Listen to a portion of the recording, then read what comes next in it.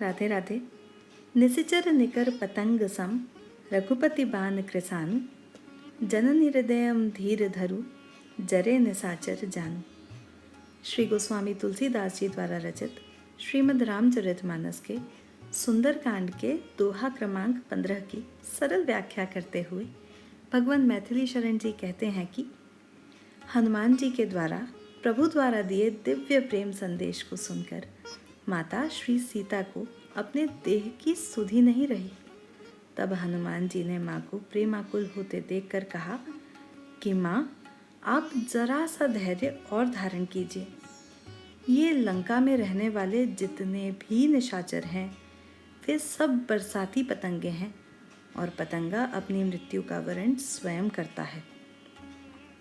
जिस ज्ञान के प्रकाश को पाकर साधक जन मोहांधकार से मुक्त होकर परमत्व ज्ञान को प्राप्त हो जाते हैं, राक्षसों के रूप में ये अभागे अज्ञानी पतंगे भगवान के बाण की अग्नि से प्रकाशित न होकर उसमें जलकर भस्म हो जाएंगे।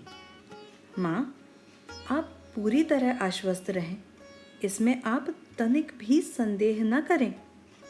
वस्तुतः हमारे प्रभु के संकल्प बाण से तो ये सब मारे ही जा चुके हैं। अब तो केवल इनका मरना दिखाई देना ही शेष है।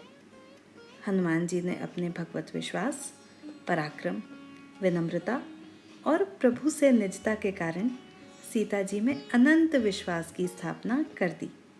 जय श्री राम।